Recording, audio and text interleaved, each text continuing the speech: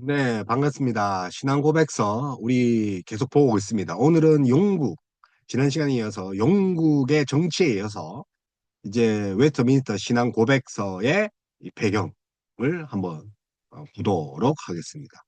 그래서 이게 지난 시간에 이야기를 했죠. 정치, 경제, 사회적인 역할을 모두 다 담고 있다. 그래서 뭐 정치뿐만 아니라 군사적인 협정도 우리 여기 신앙 고백서 할 때 같이 논의됐다는 거죠. 그래서 영국의 왕조들이 많습니다. 많은 중에 이 튜드 어, 이제 그 튜더 왕조 그 계보를 보면 우리가 잘 아는 이제 헨리 8세가 있죠.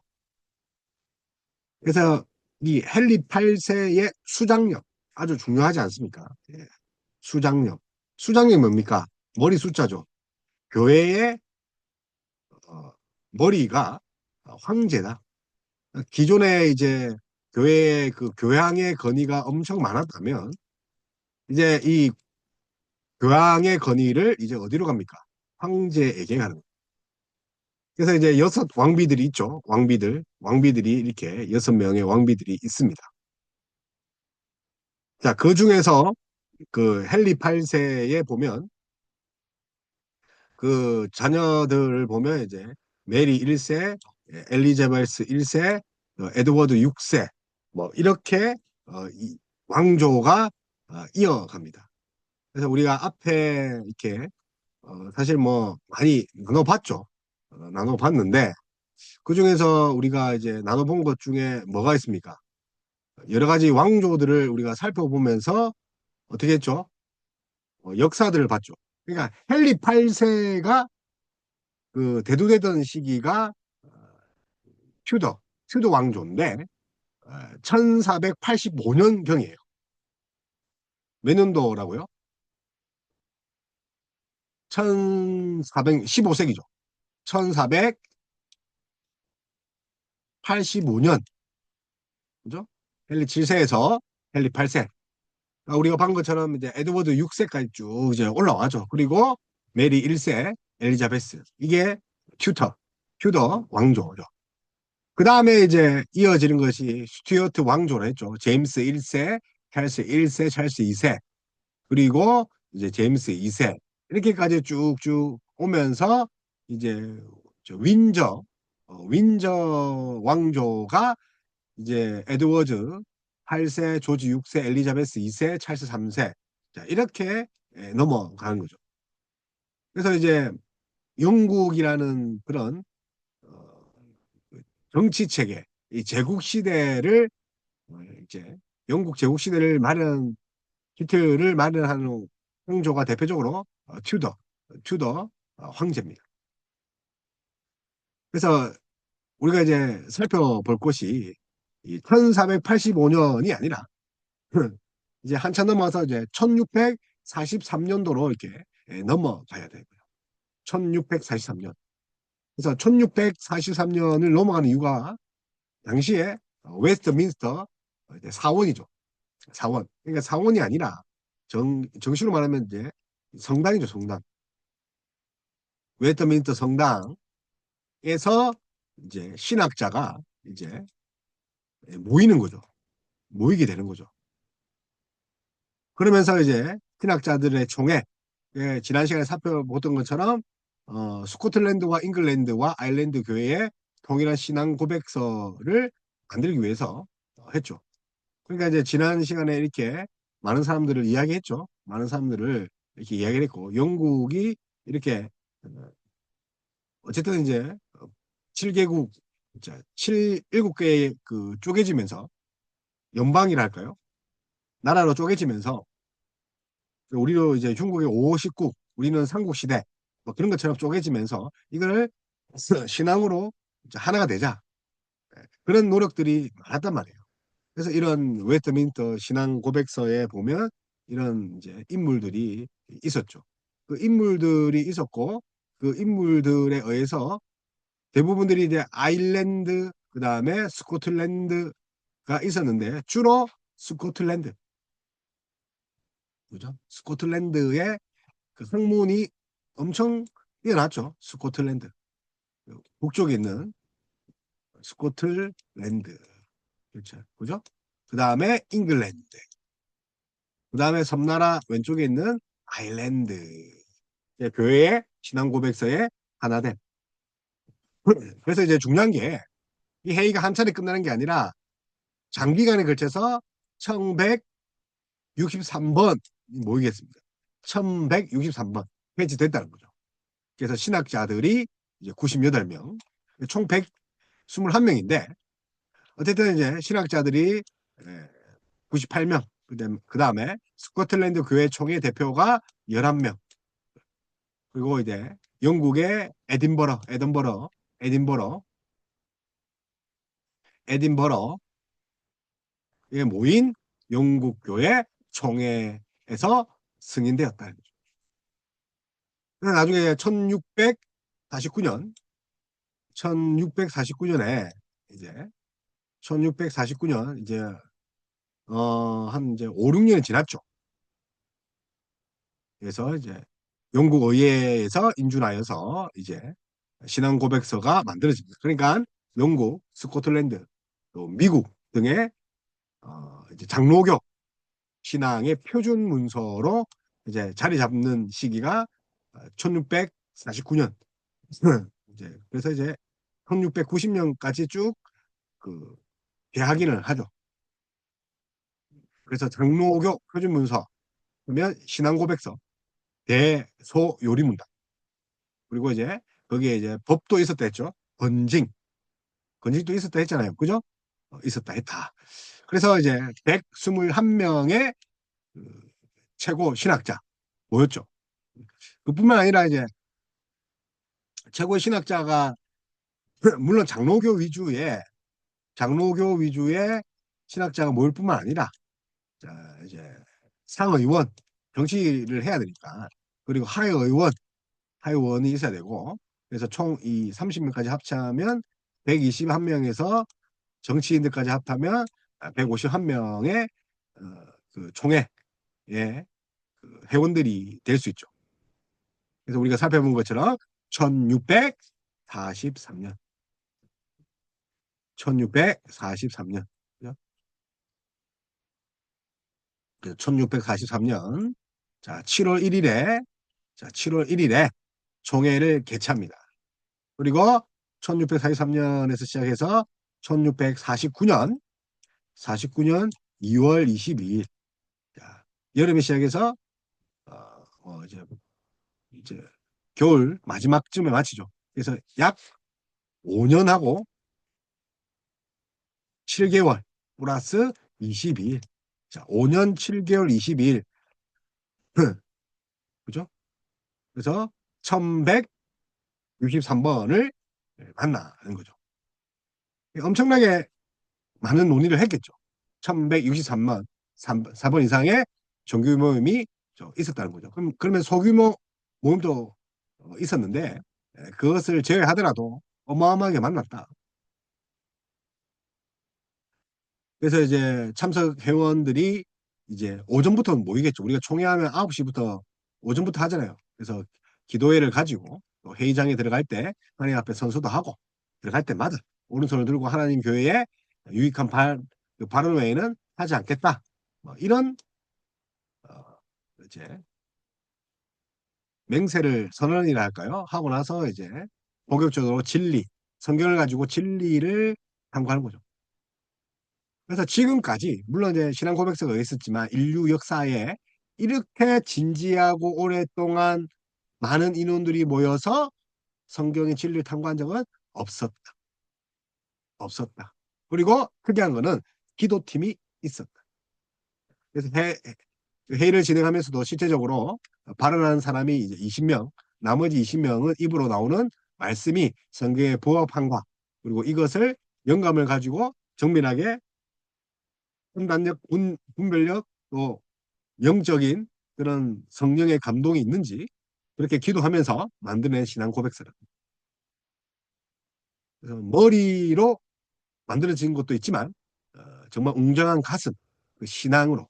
그래서 16세기, 17세기 그 연결고리도 어떻게 보면 이제 15세기 종교개혁 이후에 16세기 종교개혁 이후에 모든 신학의 집대성이죠. 그래서 독특한 그것은 최대 인원들이 모인 세계 교회 협의. 세계라 해봤자 뭐 유럽인데 이렇게 명령을 했어요. 그래서 음, 이제 1만 4천 단어. 단어가 많죠. 1만 4천 단어. 그래서 우리가 이제 외국에 보면 가장 많은 단어를 썼다 그러잖아요. 1만, 그죠? 4천. 1만 4천 단어. 1만 4천 단어를 사용했고, 또 우리가 잘 아는 것처럼 부대에 뭐 또 세 장 정도를 연장했지만, 당시는 33장, 33장, 33장으로 된 그런 신조어를 만들게 되는 거죠. 그래서 이제 뭐 1장이 성경에 관하여 시작해서 33장이 마지막 심판에 관해서 성경으로 시작해서 심판으로 마친 그런 신앙 고백서 33개조 항으로 이제죠. 33장. 그래서 성경에 게시된 기독교 신앙의 표준적 진술로 인정되었다. 그래서 이제 에던베리, 그죠? 48년 7월 22일에 에던베리 모여서 어, 대요리 문답, 그죠? 대요리 문답을 만들고 대요리 문답만 만들었습니까? 대요리 문답을 기초로 뭘 만들었겠습니까? 서요리 문답도 당연히 만들었겠죠. 서요리 문답도 만들었다. 그래서 이제 다양한 그 장로교에 있는 다양한 그 나라에 있는 그런 표준 문서가 된 것은 어, 정말 이제 163회에 걸친 그런 회의를 통해서 정말 확실하게 이루어졌죠. 그래서 33개 항. 그러나 이제 그 나중에 이제 좀 늘어나잖아요. 그 35항으로. 그래서 그 우리가 이제 알아야 될 것이 이제 1903년에 미국 장로교회 웨스트민스터 신앙 고백서에 첨가하기로 한 것이 있다는 거 기억하셔야 되고 그거는 볼 필요 없어요. 우리는 그걸 채택을 안 했으니까. 34장을 보면 성령에 관하여. 그래서 34장을 이제 넣고 여기에 이제 성령에 대해서 이야기를 합니다. 성령. 그죠? 자, 그다음에 35장은요. 35장은 뭐에 대했습니까? 하나님의 사랑의 복음과 통교. 자, 복음 그다음에 성교. 그리고 선언문은 미국 정통 장로교회와 성경 장로교회의 본문이나 대한예수교 장로교회 총회의 신도개혁 박형용 박사 있을 때 예, 포함되지 않은 그런 대로 제외되었다. 하여튼 뭐 선언문 미국 장로교와 성경 장로교 본문이나 또 대한예수교 이런 동측 또 신요개혁 또 이런 것들은 포함되지 않았다. 그래서 이 선언문은 제3장 하나님의 영원한 작정에 관하여 복음의 보편적인 그런 제공, 보완적인 또 진술과 더불어서 또 10장 가면 3절 선택된 유아들에 관한 교리에 관련되어 있죠. 유아 시절에 죽은 모든 아이들은 구원의 선택에 포함되어 있다. 그래서 왜 포함되느냐? 뭐 물론 이제 제세례파가 유아 세례를 반대하는 것도 있지만 그걸 떠나가지고 그 믿음으로 우리가 어렵다 하고 구원을 받죠. 맞죠? 입으로 시인하고. 근데 그 전에 뭐가 있냐면 하나님의 언약이 더 선지된다는 거죠. 칼빈 그렇게 이야기했어요. 하나님의 언약의 기초에서 언약, 그러니까 창세 전에 우리가 나기도 전에 하나님이 구원 백성으로 삼으셨다는 거죠. 택자로 삼으셨다는 거죠. 그래서 유아 때 죽어도 세례를 받지 않아도 그들은 구원받은 거다. 왜? 하나님의 언약이 더 강력하기 때문에. 그래서 하나님 언약, 더 강력하기 때문에 세를 받지 않아도 또 뭐죠? 그 구원, 어린아이 구원도 이렇게 봐야 된다. 그래서 언약이 원조다. 그런 이야기를 이제 하고 있는 거죠. 그래서 이제 이런 분들이 어, 이제 당시에 그 아일랜드인들도 많았으며 또 영국에 있는 또 신학자들과 함께 웨스터 웨스트민스터 신앙 고백서를 만들어 갔다. 그래서 그냥 만들어진 게 아니라 정말 많은 그 협의에 의해서 163회에 의해서 만들어졌다. 그래서 아일랜드, 스코틀랜드 그런 영향을 어, 많이 받았고 그래서 이제 영국 교회의 종교 배경 지금 봤죠. 그래서 헨리 8세, 또 에드워드 6세, 또 메리 여왕,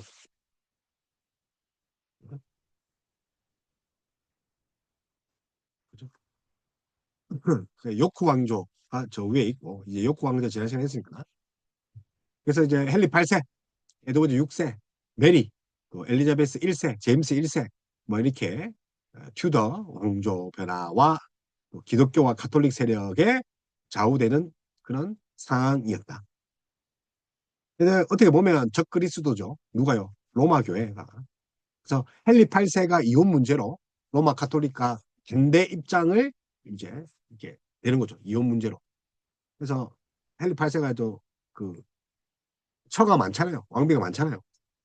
그래서 영국 국교의 그 유일한 최고의 머리인 수장령을 자기가 이제 이혼 문제 때문에 하잖아요. 기분 나쁘잖아요. 그래서 헨리 8세가 방금 살펴본 것처럼 자기의 이혼 문제를 돌고 넘어진 그런 카톨릭을 향해서 수장령을 합니다. 음, 이렇게 많은 표가 있었다. 그래서 이제 어떻게 됩니까? 이혼 문제로 로마 가톨릭과 뭔가 대립을 하게 되겠죠. 그 당시가 1534년 수장령이다. 1500, 1534년. 그래서 국가교회의 토대를 놓았다.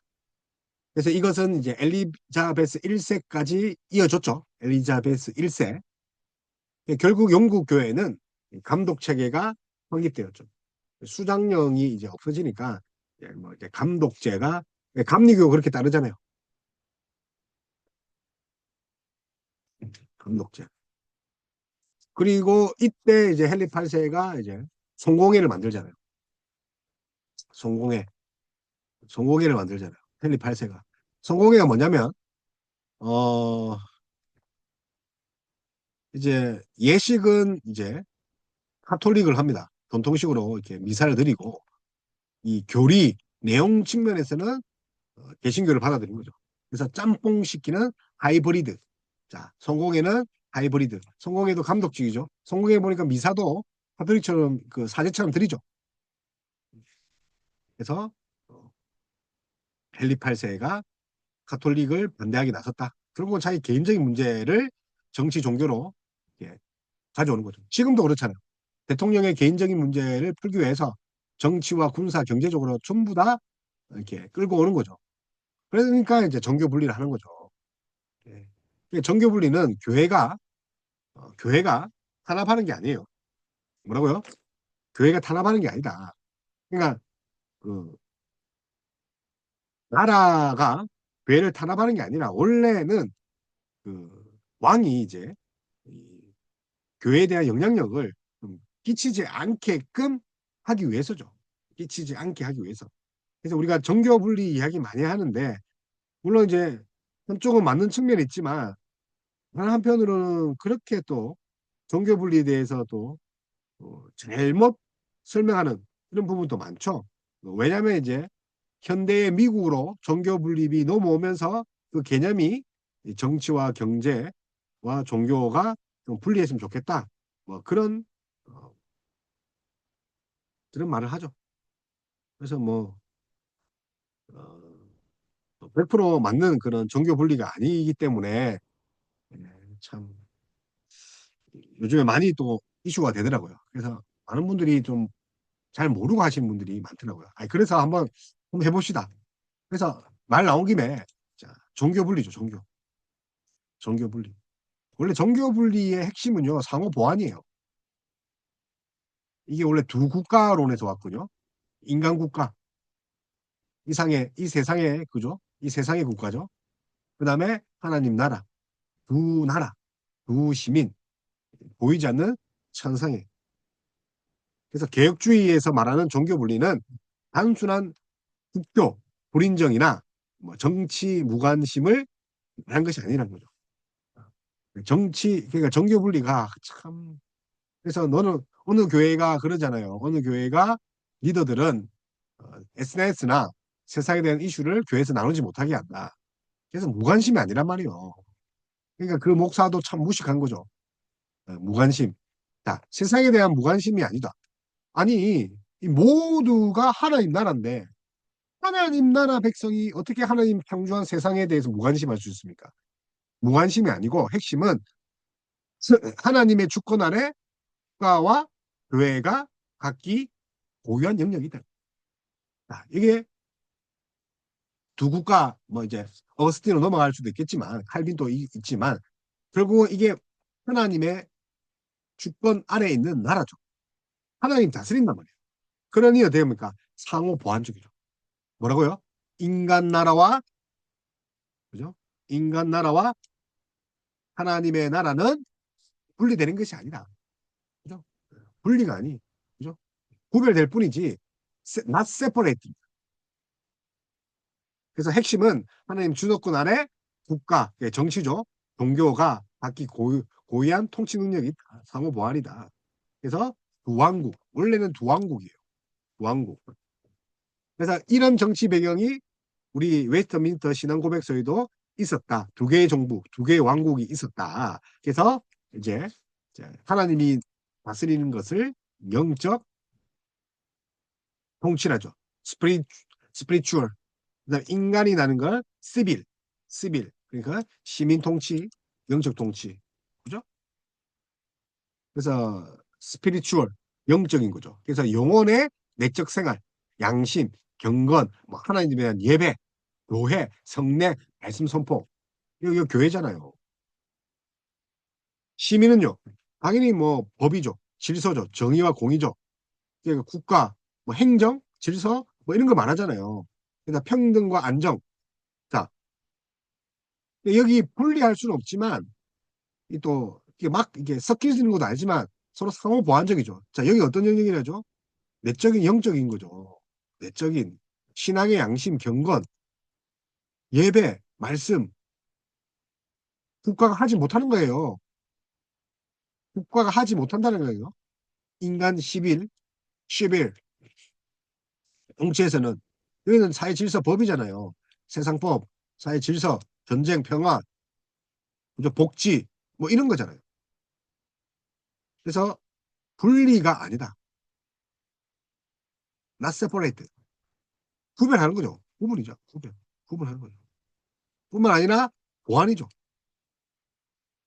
그런데 자, 분리와 보완인데 참 이게 좀 안타깝습니다.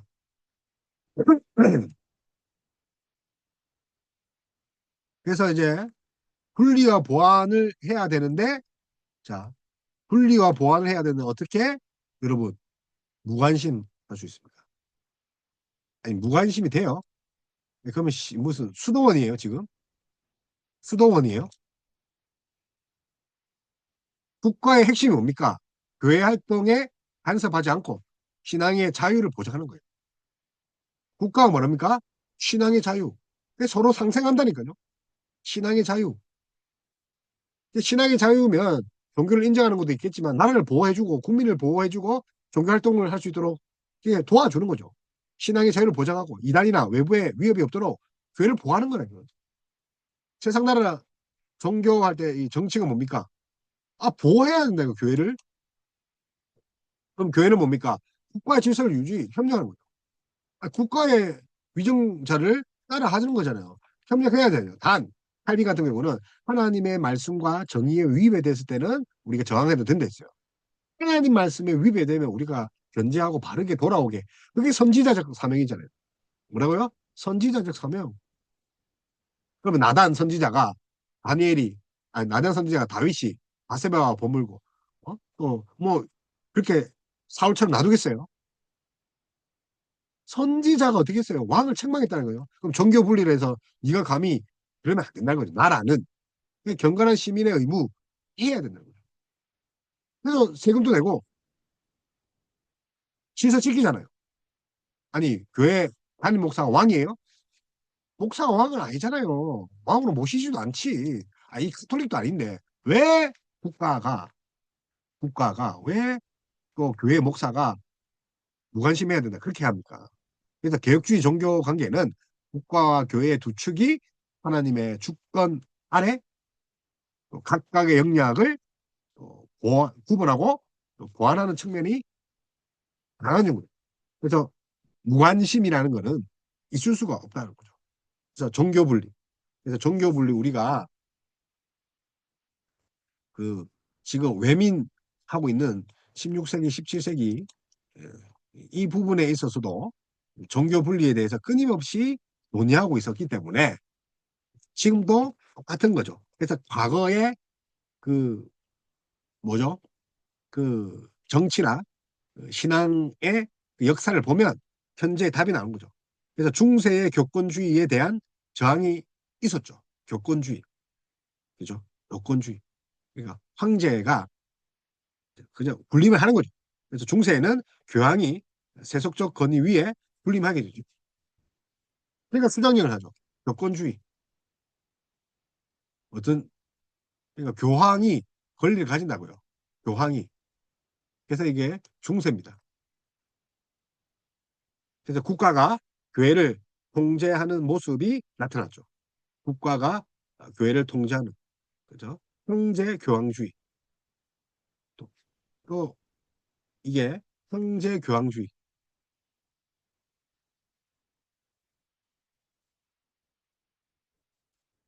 그래서 국가가 교회를 통제하는 형제 모습, 그 형제 교황주의가 나타났다. 그래서 루터 같은 경우 이제 또 반대하는 거죠. 루터. 종교계요. 그죠? 루터. 그래서 황제 교황주의적 성향이 강한 지역의 그 상황 속에서 그 왕국론을 제시하는 거죠. 금도성 이야기를 하죠. 그래서 영적인 그리고 세속적인 인간 나라, 하나님 나라. 또 칼빈도 이야기를 합니다. 그래서 제네바에서 교회의 자율적인 권징을 확보하는 거죠. 그래서 교회의 권징. 왜 이런 말 하냐면 이잘 들어야 됩니다. 사람들이 이 칼빈이 뭐 이게 뭘 하죠? 살인마라고 하죠. 처형을 방법듯이 했다. 아닙니다. 당시에 지금 살펴본 것처럼 국가가 교회를 통제했죠. 뭐라고요? 국가가 엄청나게 교회를 탄압했죠. 교회는 아무것도 안 했었죠. 그러면 칼빈이 교회에서 하는 건증이 수찬 정지가 제일 큰 그거였어. 수찬 정지. 그러면 사형은 어떻게 했냐? 국가가 했잖아요. 루터를 보름스 회의에서 보름스 칙령이나 하잖아요. 이단으로 정지해서 화형을 시키려고 했잖아요. 국가가 교회를 통제했다는 거죠. 거기서 나온 게 종교 분립이에요. 근데 뭐 이제 대통령이 뭐 종교 분리를 해야 되지 않느냐. 지들이 탄압하고 있는데 우리가 할 말을 지가 한다니까요, 지금. 그래서 우리가 해봤자 수찬 정지인데 그 좀 우리의 교회의 건진 능력을 좀 달라. 세속 정부와 긴장 관계를 유지했지만 시민 정부의 목적을 하나님을 경배하는 사회로 설정했단 말이에요. 하나님을 경배하는.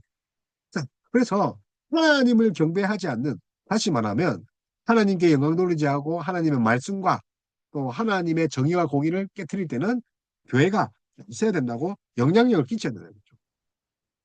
왜요? 서로 상호 보완적이니까. 근데 누가 무관심하다? 뭡니까?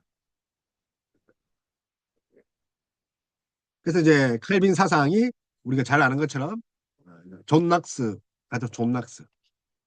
그리고 청교도 이게 가죠. 그러니까 스코틀랜드의 존 낙스죠. 그리고 청교도 이거 이제 영향 끼치고 종교 분리 원칙을 형성하는데 결정적인 영향을 하죠. 청교도. 그러니까 청교도들이 이제 국가가 정의를 행사 못하니까 청교도들이 이렇게 항의를 하는 거죠. 그러니까 핍박을 받아서 어떻게 됩니까? 영국 국교에 선교 성공회죠. 박해를 피해서 미국으로 건너가는 거죠. 청교도가 특정 교회가 국가 권력을 장악하는 것을 막고 모든 종교의 자유를 보장하기 위해서 종교 분리, 정교 분리 원칙을 헌법에 이렇게 한 거죠. 청교도. 청교도도 기독문도 씁니다. 기도서. 뭐 하여튼 청교도. 그래서 토마스 제퍼슨. 우리 잘 알죠? 미국 헌법에 얘네들이 이제 넘어가는 거죠. 어디로 넘어갑니까? 미국으로. 그래서 미국 헌법 하면 토마스 제퍼슨 있죠? 그래서 좀 한판 지울게요. 그래서 미국에 가면 토마스 제퍼슨 나중에 이제 대통령이 되지만 3대 대통령인가? 조지 워싱턴 다음으로 3대 대통령인가 되는 것 같아요. 내가 이제 어쨌든 토마스 제퍼슨이 분리의 장벽, 그죠? 분리의 장벽, 미국 헌법에 명시된 종교 분리 원칙을 수정 헌법 제1조로 세웁니다. 종교 분리. 탄압을 하면 안 되니까. 얘는 종교도니까. 분리 헌법, 분리 종교 분리를 헌법 제1조죠. 토마스 제퍼슨에 의해서 국가와 교회 사이에 세워진 분리의 장벽이죠. 그래서 이게 사실은 종교 분리가 이제 미국으로 넘어가면서 이제 다시 재해석된 거예요. 지금 우리가 받아들인 게. 그래서 국가와 교회 사이에 세워진 분리 장벽이라고. 이건 분리 장벽이 있다. 넘어서야 안 될. 원래 상호 보완이었는데 분리 장벽. 분리되면 안 된다 했는데, 그죠? 상호 보완이라 했는데 구별을 할 수 있는데 분리되면 안 된다 했는데 제퍼슨이 뭐라고요? 분리 장벽이라고 헌법에 그 명시를 합니다. 그래서 국가가 특정 종교를 후원하거나 간섭하는 것을 금지하는 방향이죠. 국가가 특정 종교를 후원하거나 해서는 안 된다. 이는 개혁주의 교회에서 종교의 자유의 보장이죠. 국가가 특정 종교를 왜냐하면 이제 미국 영국이 그렇게 하니까 영국에서 이제 스톨릭을 물론 이제 엘리자베스 메리가 이렇게 또 헨리 8세 등 어쨌든 탄압을 하니까 그들을 이제 어쨌든 뭐 어, 정치 역량에서 자유를 보장하도록 종교 분리는 뭡니까? 핵심이 종교의 자유죠.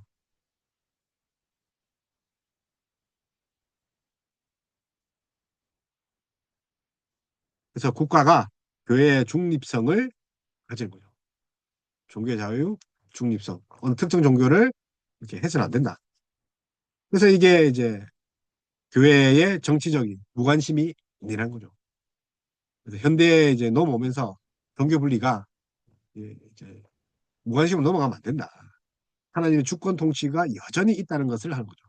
그래서 이제 현대 이제 카이퍼, 아브라함 카이퍼 있죠? 네덜란드 카이퍼, 네덜란드 신학자 카이퍼죠. 옛날에 이제 카이퍼가 네덜란드 수상까지 했죠. 신학자 교수예요. 수상. 이제 바빙크와 같이 이제 활동했던 시대인데 그래서 이제 카이퍼는 수상을 지냈죠. 그래서 영역 주권을 주장합니다. 그래서 영역 주권, 하나님 주권, 그다음에 영역 주권. 그래서 영역 주권을 주장하는 게 교회, 국가, 가정, 학교 모든 영역은 각기 하나님으로부터 부여받은 고유한 주권을 가지고 있다. 침범할 수 있는 없는. 그래서 하나님 주권에서 더 발전시켜서 가정과 국가와 아유, 죄송합니다. 큰 거부터 할게요. 교회와 국가와 가정과 그런 이제 또 학교들은 각각의 침범할 수 있는 영역 주권이 있다. 서로 서로 인정해야 된다. 하나님으로부터 부여받은 고유한 주권이 있다. 서로의 영역을 침해할 수가 없다. 모든 영역에서 그리스도의 주권이 선포되어야 한다. 그래서 종교의 자유뿐만 아니라 독립을 지켜야 되죠. 그래서 교회는 뭐 어떻게 합니까? 직접적으로 정치 권력을 장악하거나 특정 정당을 지지해서는 안 되지만 설교와 교육을 통해서 성경적 가치관과 교회의 원칙을 사회에 제시해야 되는 거죠.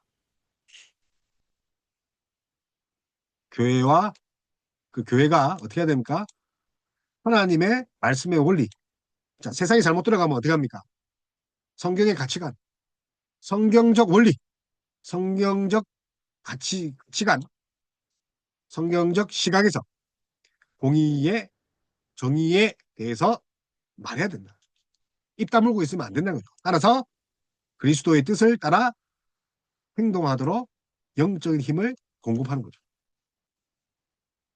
그러니까 이제 개혁주의 우리 종교 분리는 국가와 교회가 서로 능력을 존중하며 하나님의 통치 원리에 순종할 때 비로소 개인의 신앙의 자유가 있고 사회의 공의와 정의가 있다는 거죠.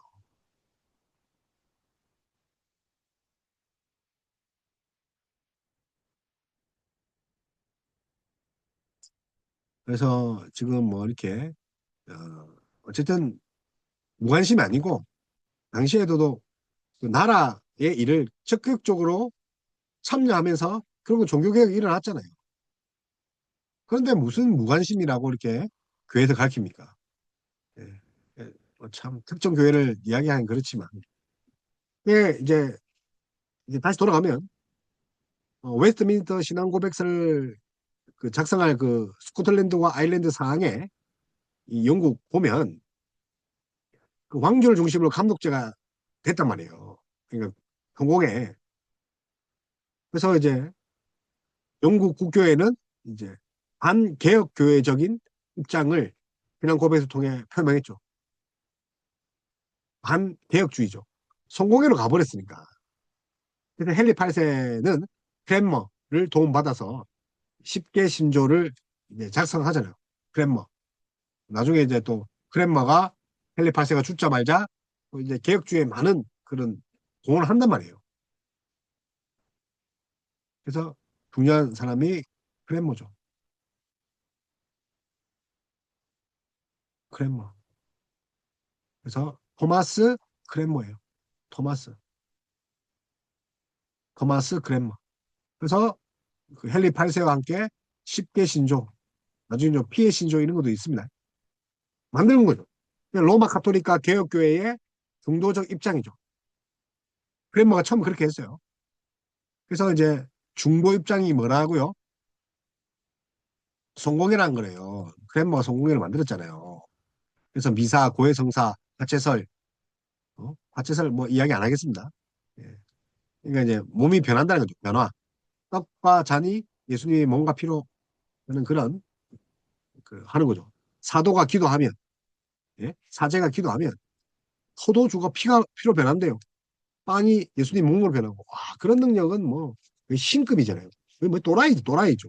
정신병자잖아요. 예? 미신적이잖아요. 무당적이잖아요. 하체설을 받아들입니다. 가톨릭 그대로. 그러니까 예식은 가톨릭이다. 그래서 뭐 의복, 연옥, 뭐 이제 마리아 찬양 그대로 하는다. 이게 10개 신조죠. 10개 신조. 그랬더니 이제 1538년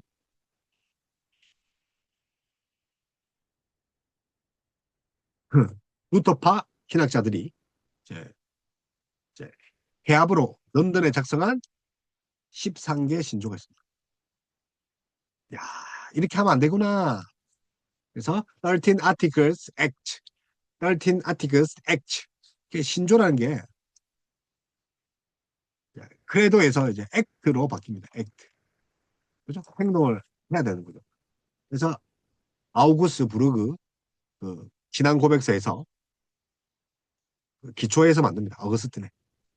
그 다음에 13개 주로 이렇게 반박을 하니까 1539년에 6월에 피해 신조,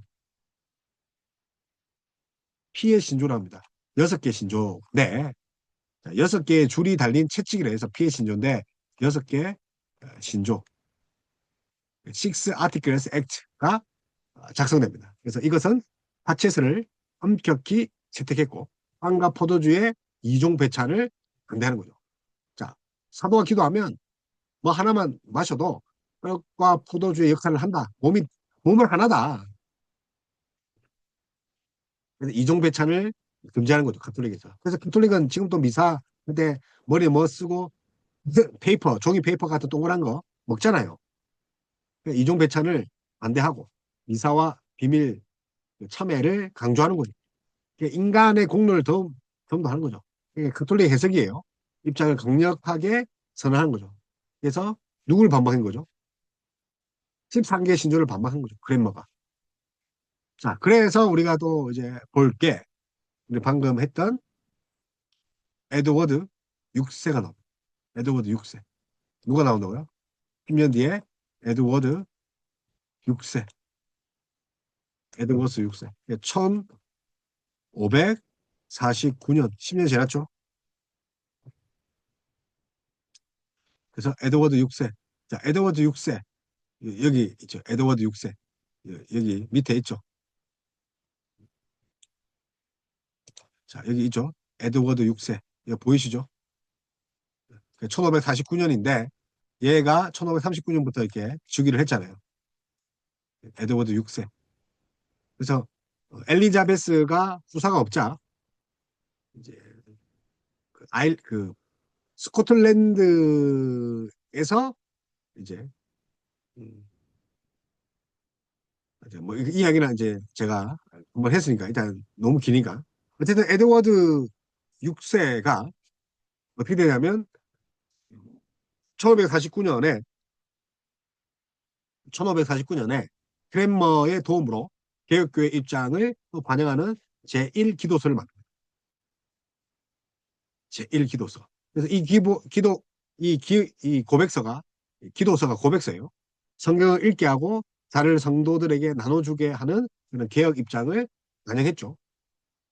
여기까지 왔는데 이게 이제 성찬에 대해서 계속 이제 종교 개혁은 성찬의 개혁일 수도 있어요. 예배 개혁이고 성찬의 개혁이다. 그러나 이제 그레머가 끝까지 받아들였는데 죽은 날을 위한 기도, 뭐 축기, 뭐 이제 뭐 이런 동류 등의 내용은 그대로 있죠.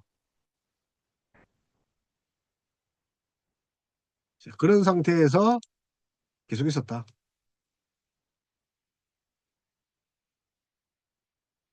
그래서 크랜머가 엄청나게 이제 역할을 했죠.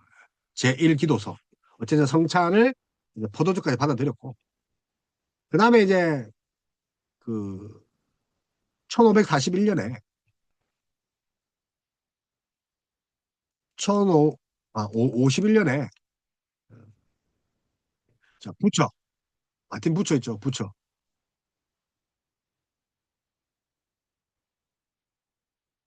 마틴 부처. 그리고 베르 미글리.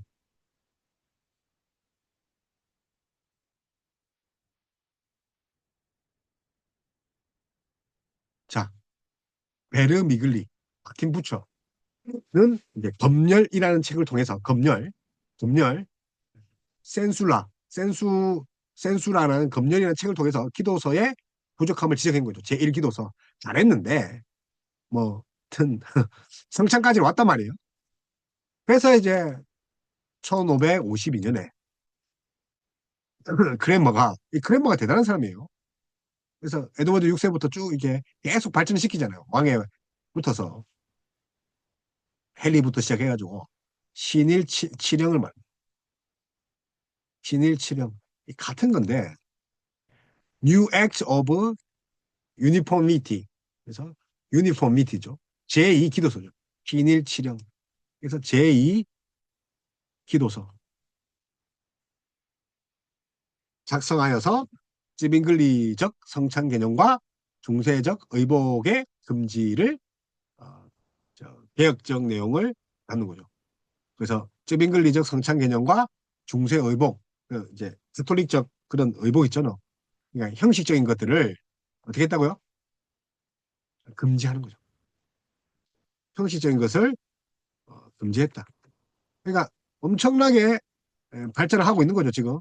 여러분들은 모르고 있지만 지금 엄청난 알력 싸움이 계속 이어지고 있다는 거 기억하셔야 됩니다. 그래서 쯔빙글리의 그런 스톨릭은 이제 해체설이잖아요. 하체설. 그러나 이제 쯔빙글리는 이제 제일 안타까운 것이 성찬에 있어서 칼빈과 대립됐단 말이에요. 영적 임재설에 그, 뭐 해당하는 내용을 안목리에 들어가 있는 거죠. 영적 임재설. 우리는 실제적 임재설과 영적 임재설 둘 다 있는 거죠. 그래서 쯔빙글리가 그 표현 방식이 또 이제 블링거 또 이게 다 영향을 미치죠. 그래서 루터와 쯔빙글리가 이제 생애 중에 유일하게 이제 한번 만났는데 이제 말보르크에서 그래서 성찬 논쟁 때문에 이제 서로 이제 찢어지죠. 그래서 블링거와 그러니까 블링거가 친구가 제자인데 블링거는 이제 칼빈 쪽으로 간단 말이에요. 우리 이제 신앙 고백서마다 했죠. 그래서 블링거, 칼빈, 또 베자 그에서 성찬관이 이제 하나가 되는 거죠. 시리에서 합의를 하죠. 시리에서. 근데 그 누구죠? 쯔빙글리는 그거를 이제 허락을 하지 않은 거죠. 영적 임재설 쯔빙글리. 그래서 쯔빙글린이 그 성찬에 있어서 많은 다 잘했는데 그 논장에 있어서 좀 바르지 못했다. 영적 임재설. 그래서 성만찬 때문에 좀, 좀 개혁주의 그 교단에서 그 주위에서 서로 싸웠다는 거죠. 그래서 결국 그죠? 루터 종교개혁의 영향을 계속 이제 이어오는 거죠. 그죠? 근데 이제 루터의 화채설 뭐 이런 것들 또 쯔빙글리의 또 영적 임재설 뭐 이런 것들이 당시 이제 성찬에 대한 화두였죠. 그래서 화채설, 영적 임재설 여러분 이제 그 기억하셔야 됩니다. 영적 임재설. 그래서 이제 어쨌든 그 떡과 포도주가 또 실체로 이제 그리스도의 몸과 피로 이렇게 외형이 변한다. 그죠? 실체로 변한다. 그런데 이제 뭐 영적 임재 이제 우리 이제 칼빈 같은 경우 떡과 포도주 자체는 변하지 않지만 우리 믿음으로 받는 거고 영적 임재인데 근데 동시에 그게 예수님의 진짜 몸과 살처럼 이게 받아들인 거죠. 우리 몸에 들어왔을 때 기도가 아니라 성찬에 참여할 때 뭐 그런 그리스도의 신령한 은혜와 임재를 이제 설명하는 거죠. 그래서 하체설 그리고 영적 임재설 그리고 뭐 이제 그 쫌잉글리 같은 경우는 방금 말한 것처럼 이제 영적 임재도 있지만 이제 기념설이잖아요. 기념한다. 예. 성찬을 그리스도를 기념하는 상징이다. 이렇게. 그래서 뭐 사실은 예. 서로 그러니까 성찬이라는 것을 놓고 다방면에서 본 거예요. 제가 말씀하고 싶은 거는 그래서 영적 임재설도 맞고 어떻게 보면 이제 기념설도 맞다. 복음에서 기념하잖아요. 기념하라, 기억하라 하잖아요. 근데 내 피를 이렇게 먹고 마시라고 했는데 가톨릭에서는 그걸 이종 배찬, 분리 배찬을 안 했던 거죠. 말씀대로 안 한 거죠. 그래서 저빙글리는 그 성찬을 그리스도의 기념, 상징성으로 봤죠. 상징설. 물론 이제 영적 임재설도 있고 한데 또 이제 어쨌든 상징설을 받고 그래서 루터 그 떡과 포도주를 변하지 않지만 우리가 안에 함께 있으면 실제 몸이 된다. 그래서 공제설 혹은 뭐 하체설이를 하잖아요. 그래서 하체설이를 하고 쯔비글리는 이제 뭐 기념설, 그래서 영적 임재설 이제 갑자는 쯔빙글리 성찬이 영적 임재 뭐 하여튼 기념설. 그래서 쯔빙글리와 같은 개혁주의 뿌리지만 빙글리와 칼빈이 싸우게 됐죠. 그게 비슷하다. 그래서 bin글리의 성차, 그죠? 상징설, 상징설, 또 영적 임재설, 칼빈의 영적 임재설, 뭐 하여튼 비슷한 또 추세가 있습니다. 어쨌든 뭐 다음에 이제 교리를 할 때 한번 봤으면 좋겠고. 그래서 이제 어, 그 크랜머로 돌아가면 그래서 신일치령 제2 기도서를 기도서 그러니까 신앙 고백서죠. 얘네들은 이제 기도서라 하죠.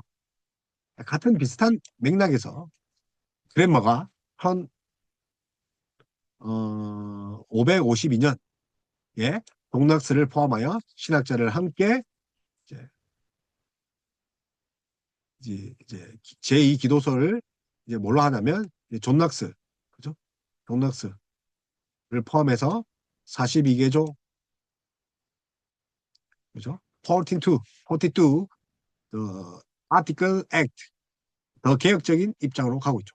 로마 교회와 제세르파 극단적인 입장까지 반대함을 표현하는 거죠.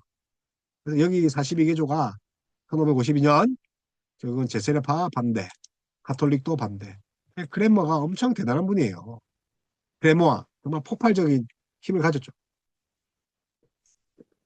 그럼에도 불구하고 뿌리 깊은 로마 카톨릭적이면서도 국교적인 그런 성공의 감독제 형식을 이제 벗어나지 못했죠. 그리고 엘리자베스 시대에 이제 여왕이 중도적인 입장을 취하죠. 그래서 제2 기도서 수준으로 돌아가고 마침내 개혁교회의 심각한 마찰을 빚어내고 그래서 개혁교회가 그 뭐 엘리자베스가 다시 핍박을 하니까 여왕 중심으로 돌아갑니다. 영국 국교회 중심으로 돌아갑니다. 정통적인 로마 카톨릭 의상을 입고 당내 전례를 하고 뭐 의상 논쟁이 또 있고 그래서 청교들이 또 반항을 하고 감독제와 싸우고 그래서 1563년 이 42개조 또 수정합니다. 그래서 뺄 거 빼고 야, 카톨릭 거 다 빼. 39개조. 그래서 이 입장을 많이 운영하기도 했으나 수당령을 옹호하고 이중 예정 취하지 않는 거죠. 유기와 뭐 유기 모든 사람을 다 구원한다는 거죠. 뭐 하여튼 유기와 예정 또 안 받아들이고 예배 의식서를 강조하는 경향을 또 나타내. 뭐 이런 왕조의 역사에 뭐가 끼어 있다고? 흰조사가 함께 끼어 있다. 그게 역사적 배경이라고 해요. 그래서 감독제, 청교도, 로마 카톨릭, 교향, 흥권, 수장대. 그래서 청교도들이 영국 국교의 로마 카톨릭적 요소, 국가주의, 민족주의, 또 교육자의 그 부도덕한 국교의 도덕적 이런 것들을 저항하기 시작했죠. 순수한 개혁교회를 장로원 씨가 정말 최고다. 그리고 종교분리 원칙 보다 순수한 칼빈주의의 신앙을 세우고 됐죠. 국가가 이렇게 변덕을 지기니까 결국은 종교분리가 온 거예요. 이 말을 하고 싶은 거예요. 그래서 종교분리는 원래 사모보안인데 국가가 나서서 탄압을 해서 그렇다니까요. 지금의 형태가 그러니까 대통령이 종교분리를 이야기할 게 아니라니까요. 우리 목사가 우리 교회가 이야기해야 됩니다. 감독자와 장로계의 대립. 그래서 최대 갈등이 우리 그 엘리자베스죠. 다시 이제 뭐 의복을 입고 감독처럼 돌아갔잖아요. 이 엘리자베스가 후사가 없어서 스코틀랜드 제임스 6세가 되는 거죠. 제임스 6세. 그래서 이제 제임스 6세가 스코틀랜드에서 이제 제임스 6세가 그러니까 제임스 6세는 그 전에 이제 영국과 스코틀랜드가 어쨌든 전쟁 독립 전쟁을 벌이면서 피해 전쟁을 일으킨 준 거죠. 피해 전쟁. 근데 이제 합의를 하는 거죠. 합의하는 방법이 한 가지죠. 영국과 스코틀랜드와 결혼하는 거죠. 결혼해서 낳은 자식이 그러니까 반은 영국, 반은 스코틀랜드 제임스 6세예요. 그게 스코틀랜드 살았단 말이에요. 영국의 여왕이 이제 공주가 간 거죠, 스코틀랜드. 그 제임스 6세가 영국에 오면 뭐가 됩니까? 영국엔 제임스 이름이 없으니까 제임스 1세가 된다니까요. 뭐라고요? 제임스 1세가 영국에 오면 뭐가 된다고? 제임스 1세가 되는 거죠. 예, 얘가 이제 불임으로 어쨌든 후사가 없어요. 엘리자베스가. 그러니까 제임스가 와서 1세가 된 거예요. 제임스 6세가 1세가 된다.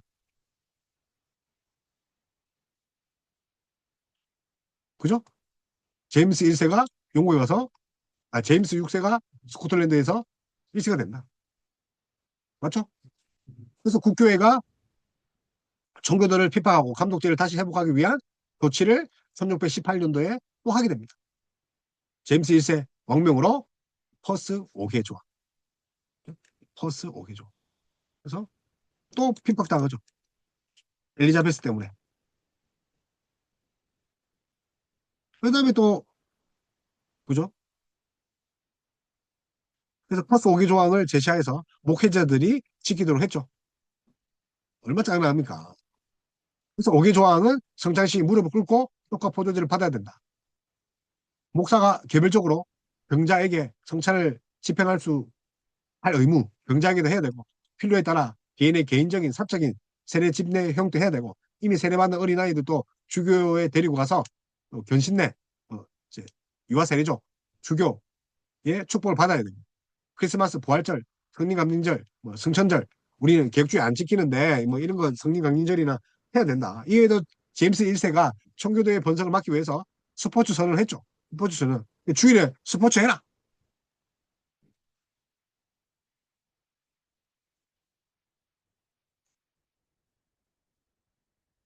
스포츠 선언을 하죠.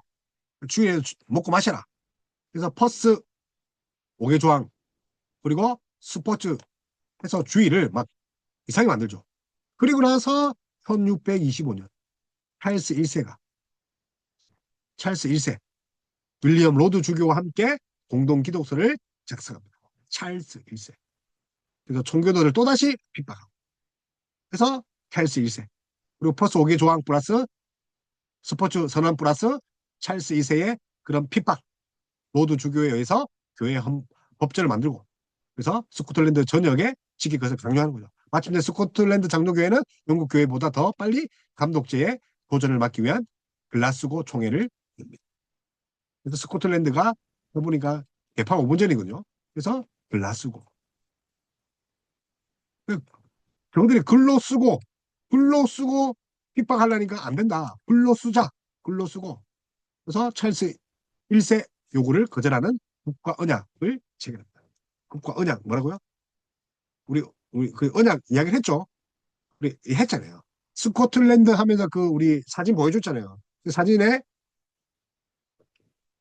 아니 이게 보여줬잖아요. 이분들, 예? 이분들 이제 스코틀랜드 분들인데 제가 뭐라고 했습니까? 국가 언약에 참여했다. 그 언약이 찰스 1세를 대항해서 우리의 전통 신앙을 지킨다. 우리 그런 감독제 하기 싫다. 찰스 요구를 고부해서 국가 언약을 1638년 1638년 체결하는 거죠. 1638년 스코틀랜드에서 국가 언약의 작성자 알렉산더 핸더슨, 아치발드 존스톤 목사. 그래서 감독제를 비성경적이라고 강력하게 비판하죠. 장로교회 입각한 교회 정치를 하겠다. 너네 빠져라. 그렇게 이야기를 한다는 거예요. 그래서 왕은 스코틀랜드 개혁교회와 갈등을 일으키면서 시민전쟁에 부딪히는 거죠. 할 수 없이 왕이 1635년 단기의회, 1640년 단기의회, 그래서 39년, 49년 의회를 해서 오히려 의회는 그 결정을 기각해버리고 스코틀랜드와 엄숙한 동맹 언약을 맺죠. 엄숙한 동맹 언약.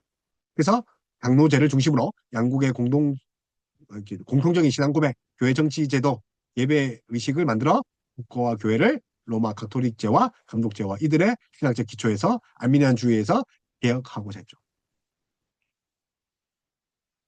그래서 알미니안, 그죠? 공로주의, 펠라기우스주의 비슷하잖아요. 그래서 하나님 은혜가 아니라 인간에게도 의지가 있고 인간이 공로로 간다. 그게 펠라기우적인 것들이 모두 가톨릭이 다 잠겨있잖아요.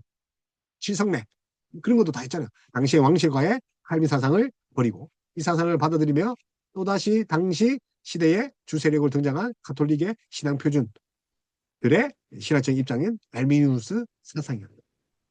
그런 사상에서 감독제와 싸움, 신학적 원리 싸움, 알미니우스주와의 싸움.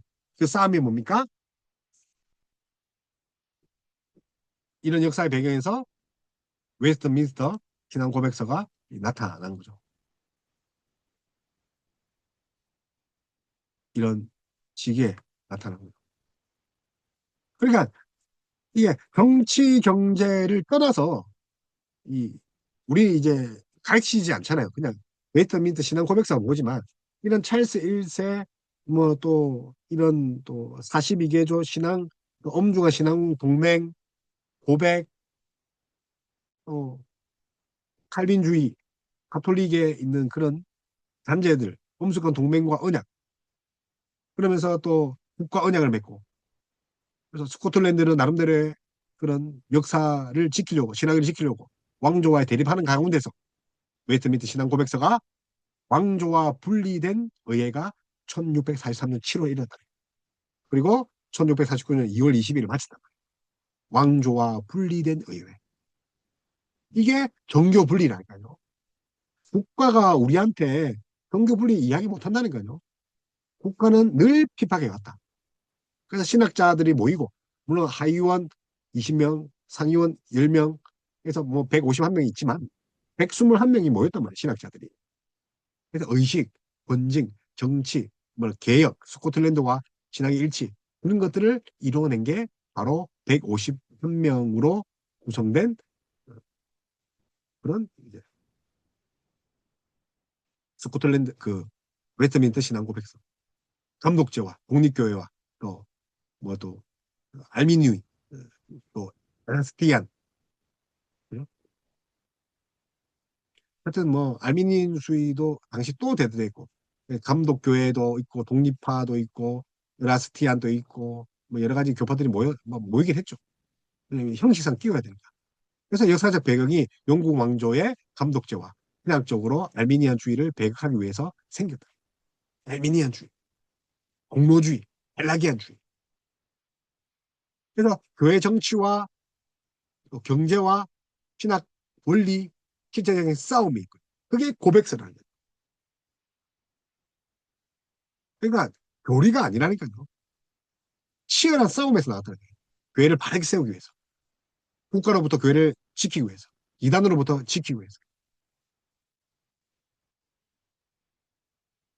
그래서 이런 영향이 대륙에 이게 미치잖아요. 체계적인 그런 교리들이 성찬에 가는 것도 온 대륙에 미치는 거죠.